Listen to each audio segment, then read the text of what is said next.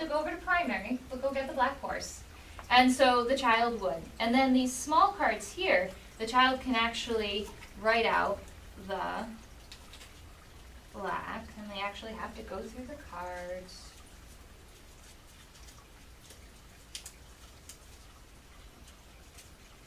I don't have horse, but let me just say water. And then they'll read the next sentence. It says, the white horse. Oh, and then we've got a black horse. Well, is this a white horse? No, it's not. Okay, well, you can bring this back and you can get the white horse. And they come back and they bring back the white horse. And then we can symbolize. Okay, well, we know that this goes here, and we know that this goes here, and we know that this goes here. Okay, let's clean it up. Let's do it again. And we'll do a few more cards. And then we reveal what the names of these words actually are. And we have it for all of our words that we teach them in grammar. And so this is just to introduce them to the fact that we have grammar. And meanwhile, the child is using grammar throughout all of their lives. They just don't realize it. And we introduce boxes, and in the primary, the child has these symbols for the interjection, which is supposed to look like an exclamation point, and for the pronoun. But they never learn the pronoun or the interjection. We don't actually introduce it to them in the primary. They just have these symbols. So they've seen them before, but these words are new. So these grammar boxes are also introducing a brand new word. So for pronoun, I may do an oral introduction where I'd say, Miss Jen needs a book. Miss Jen is going to close the door. Miss Jen needs to pick this up. What, does that sound funny that I'm saying Miss Jen? What could I say instead of saying, well, you could say, I need to. Oh, okay. Oh, and now I've introduced the pronoun because I'm saying it out loud and they're hearing it. Same thing with interjection. I could bump into a table and say, ow. And that's an interjection. That's something an explanation. And so with most of these grammar boxes, we have some type of oral introduction where we say it out loud, and so they're hearing it and they're knowing what it is that they're actually working with. And now grammar has come alive and it's exciting. These cards do not color coordinate with our symbols. We do that because Montessori didn't want the children to play a matching game, because then they would just be focusing on the colors. Oh, this color goes with this. She wanted them to actually know that there was a function to the word. So in the primary, we're introducing them a function with actually getting some type of material, and they're seeing like, oh, I need these extra words so that I can really to express myself. And now we're actually giving meaning to this expression. Rena? You want to do the math? Mm-hmm. And we're getting into the history of numbers. That's how we start again. Oh, yes, I did forget to mention, I'm sorry. We have a great story called Communication and Signs. And with that, we have charts, and we talk about how language started off as images. It started off as cave paintings because humans, they communicated. We were probably speaking to each other for a long time. And we have a black timeline that has just a hand in the middle of it, and towards the end it's a red strip. And the hand represents, the whole timeline represents the amount of time that humans have been on Earth, and the hand represents when we started to create tools with our hands. And then that little red strip represents the time that we started to write our history down. So it gives the children an idea that, oh, we've been around for a long time, but we don't really know. So it's black because we don't exactly know what happened during that time. And then we introduce how there were cave paintings because humans probably needed to say, like, oh, I was here and I saw buffalo and I was able to get food. And then, while humans were able to use images to communicate, they could be misinterpreted. And we even tell like a little story about how a war was lost because somebody sent a message to say that we're going to attack you tonight, and they read the message wrong, saying they thought it said that they surrendered. And then when they attacked them, they took them by surprise. And we show them charts, and we ask them to identify what's in the pictures.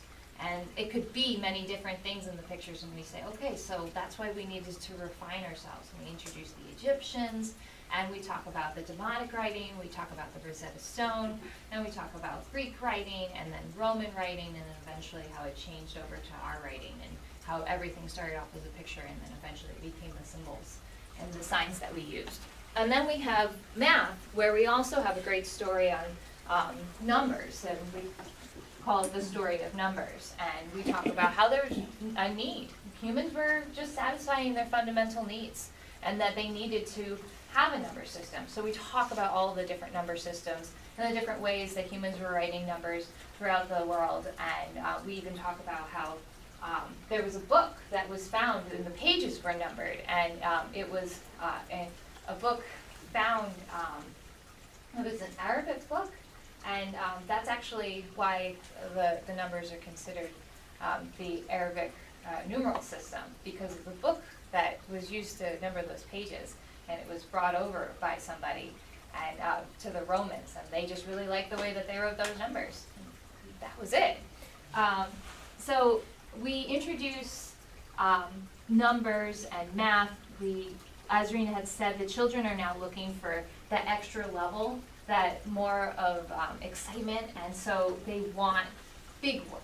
They want to work with big numbers. So we have the large B frame. So you guys have probably seen your children working with the small B frame. Anybody not see the small B frame before?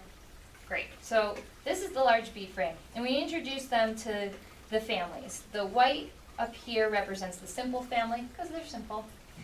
Here in the gray, these are the thousands family, because they all have the same last name, 1,000, 10,000, 100,000. And down here, this represents the millions family. So we show them that this could be 1, this is 1, this is 110, this is 100, and we go all the way down talking about millions, and we go through all of the numbers. And then we show them how they can compose a number. So I would write a number down, maybe it would be 1,500,000,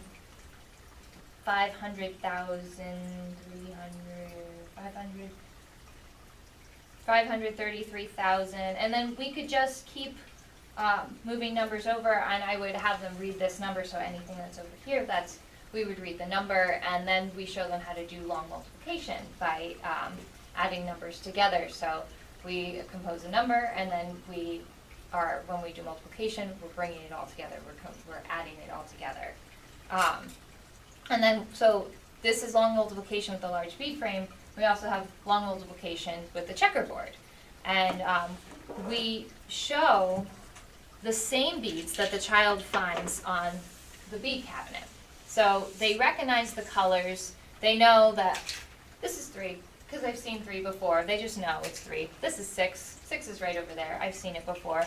And with this, it's we're going through math facts. So when we place out a number, so if I was to take out a 6 bead bar, I can orient the child first to the checkerboard, and again, we're relating color to number. So green represents units, and on here on our checkerboard we have a 1. Blue represents tens, red represents hundreds, and then we go up through the families. Thousands, this is 1,000s, this is 10,000s, this is 100,000s, millions, 10 millions, 100 millions. So then we take a bead bar and we'll place it out. If I put the purple bead bar, the 6 bead bar, on the tens, that's 6 tens. Same thing if I put it on the 10,000s, that's 6 10,000s. Eventually we get into 60,000s, but we're just saying this is 6 10,000s. This is 6 1 millions, because again we're reaffirming that these are units. And so then we'll get into long multiplication, and we introduce the nomenclature for, there's a multiplicand and the multiplier. We always represent the multiplicand with gray cards and the multiplier with white cards, and this continues throughout the whole curriculum so that it's this constant pattern. And that's another thing that children look for, is they look for this pattern, and they're looking to order, and that's what later on creates these laws. So if we were to have this number down here, to do long multiplication, we would show them, first, well, we're gonna just look at the units. So let's isolate the tens, because we have our numbers here and we have our numbers down here. And because this is a 1 under the thousands, this is 1,346. So they learn that number. And then we talk about how we're taking a number a certain number of times.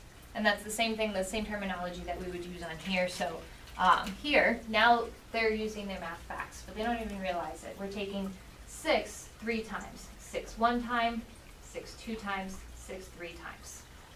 That's 6 3 times. We're not saying it's 18, but they can count it if they wanted to. So that's 6 taken 3 times. Now what's next? 3 taken 4 times. And we would continue. So we would take, 4 taken 3 times. So we would take out the 4s. 4 taken 1 time, 4 taken 2 times, 4 taken 3 times. And we would continue composing all of the numbers and then eventually isolating the units and working on the tens. So now they're doing this long, big work. It takes up a long amount of time. They get really into it. I teach them the first level, and then let them take off on it and let them do it on their own. Eventually, they'll come to me and say, okay, now what do I do? And then they get really into it. Or I send the third level over to them, and they show them how to compose the numbers, add them together. Because when we're multiplying to get our answer, we put everything together. And this they've also heard in addition. So now we're also relating it back to addition. So this is just multiplication. There's also work that we do with division, where we have group division and we group numbers together. Or as Rena was pointing out before, the child likes things that are fair. We talk about division being shared out and everything must be fair.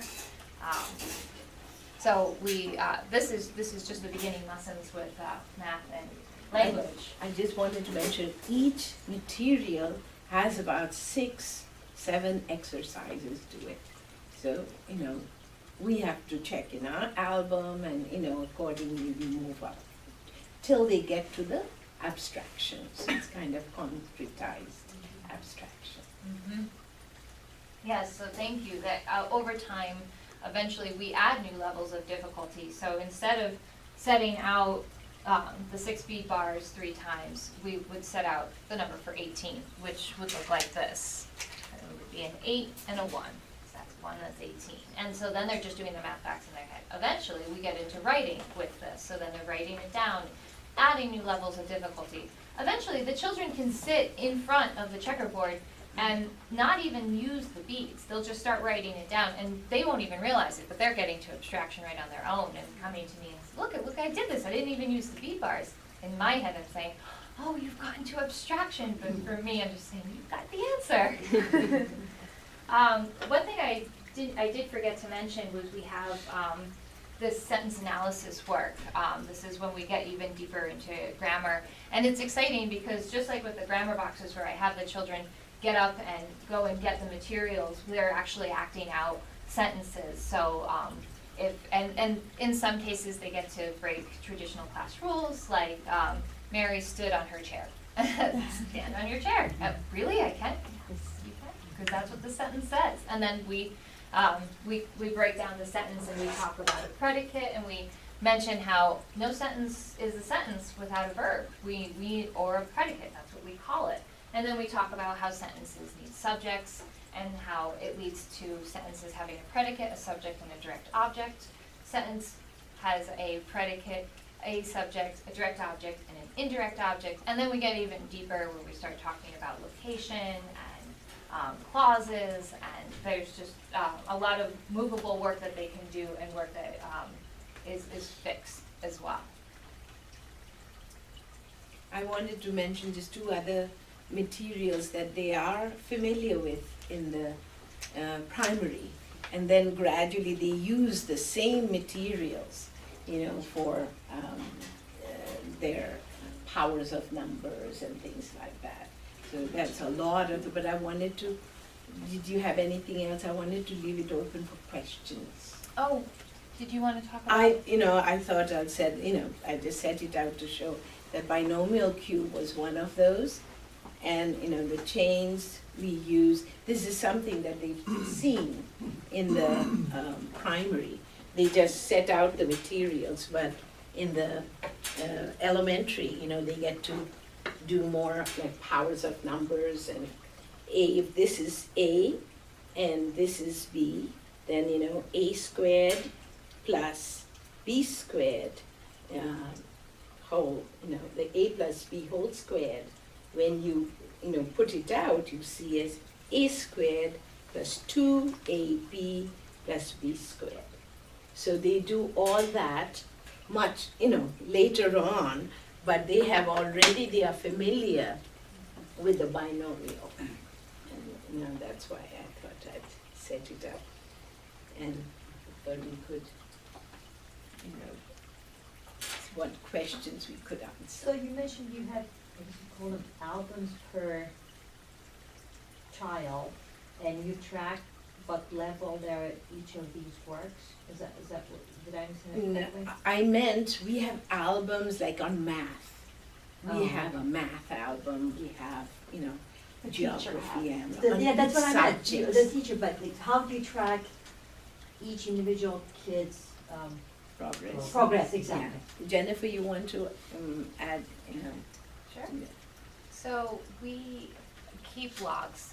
Each week I make a plan for what it is I intend to teach the child. So I plan out lessons for the week and for the whole month as well. And then just depending on what lessons I've taught, I keep track of the lessons that are given, and then keep track through observation and through the lessons that I have written down, knowing where they've been at the end of each day, or sometimes at the end of each lesson, just write short observations of if the child is understanding it. And there are lessons that we do, we call 3-period lessons, where we start by saying this is, so this is the 5-beat bar. And then, and this is the 6-beat bar. I introduce it to them. And then the second period is show me the 5-beat bar, point to the 6-beat bar, hand me the 5-beat bar. So the second period is a time where you really make sure that they grasp it and they understand it. Eventually I can say to them, what is this? And they say, the 5-beat bar. And so then I know that they've mastered knowing their B bars. Same thing with everything else. We do 3-period lessons to see what it is, what their level of understanding is. When I notice, and through observation, because every teacher needs to take time to observe the child and see if they need a new level of difficulty, or if they're feeling challenged, I can give them a new level of challenge. And if the child is not understanding, I'll just represent something, and or even have to go back to the lesson given to them prior to make sure that they bring up that knowledge from before, and that recall memory really starts to kick in. And then eventually they just need that extra level, and so that's just all things that I keep track of on a weekly basis, and also on a monthly basis to make sure that they're going where it is that we hope to go. And that is just eventually for them to see everything, and then also keeping track of what the child's interest is. So if the child is more interested in something, I have them for 3 years. So if we don't get to something in the first year, that's okay. I have 2 more years to get to it with them. Is there I know every school handles this differently and every county has a different requirement, but how do the assessments and stuff come into play in elementary, especially when you have Montessori versus traditional education? How do you handle that in the classroom? Do you have Rena, Common see Core? if you can speak to that. At our school, we had to follow the Common Core too.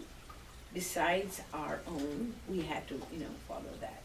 So, and I feel, as a teacher, and I'm sure Jennifer feels that this child is in my care. I'm doing it the Montessori way, but it is my duty to make sure that this child knows what is expected of him or her in the traditional school. And, we have to go through the curriculum. Sometimes we have the curriculum in the class. And we have to make sure if he's doing the multiplication but doesn't know the tables, we have to take this child and handle it, individually sometimes in a little group. So make sure that this child does know the tables. If he doesn't pick it up, I'm just saying. But whatever is required of this child, in the traditional school, it's our duty that we present that too. Is that, do you want to I add? completely agree. We follow what's in the state standards, and typically our children are there if not exceeding the state standards. And it's recommended, at least within my training, that within the child's second year, halfway through, if not the beginning of their third year with you, to actually post the state standards so that they know that they have a duty, a responsibility to society for what it is that they should know. So it's not just coming from me, and I explain what the state standards are, and so it's just like, should know your math facts, or whatever it may be at this age. So we'll say by age 7, by age 8, by age 9, so that when they're leaving me, they know, well, I know everything in the state standards, and I know more. Which tends to be what happens in a Montessori classroom, because we foster that ability for them to do even more. But it is based on the state standards. And I want to add on to it, I mean, from personal experience, my granddaughters who are 10 and 6 just moved into Howard County Public School. They were going to Julia Brown Montessori. And she was one of those, hated math facts. And as a teacher, I tried everything, but she just, she would love to do math with all the materials. But you ask her what 6 times 9 was, and she, but I was so surprised that when she did go in, she picked up all the things that they were doing so well. And I would say writing, you name it, and she has, I'm not saying she's an outstanding, she was outstanding, I'm saying she's a, good, student, but she has fitted into this traditional system very well, and so has the younger one. But I was a bit worried about my older one who's 10 now. And that because she loved to do what she loved to do. She loved history. And she just did United States history, for months. But now she's really into it and she's doing very well. So I can attest to that. Questions, parents? So I'm not actually familiar with it under the traditional, elementary school system in the US, but does the Montessori system involve homeworks or some things to do at home after school time? Can I, what I know at our school, we were not allowed to assign homework. And if the child wanted to do something that they wanted to take home and do, many times they did. So that was okay. But at our school, we were not, as teachers, we were not allowed to give homework. But I know with math facts, with this particular child that I was talking about, I kind of asked the parents to help them as homework. I would send something or the other to, so. But we don't usually give homework. When it comes to the projects with research and stuff, how are the children doing that? I know that most Montessori schools don't usually have, computers in the classroom and things. Are you using Encyclopedia Britannica? How are they researching? At our school, we had a library, and they were, anytime they needed something, they could just go there and get it, and the books came first. And then, of course, these days they were, with the help, we had the computers in the library, they used that. But even at home, they all had, computers. So many times the research that they did, they just did it, in computers at home. But we definitely wanted them to use the books first. Yeah. And then, but definitely, they knew the computers better than me, so they knew how to use it. And if I can just add to that, books are great, and we know that there is so much information to be found on the computer, but with the second plane child, it's a great opportunity for the children to go out of the classroom. Montessori said that there were 2 prepared environments, the one that was found in the classroom and the rest of the world.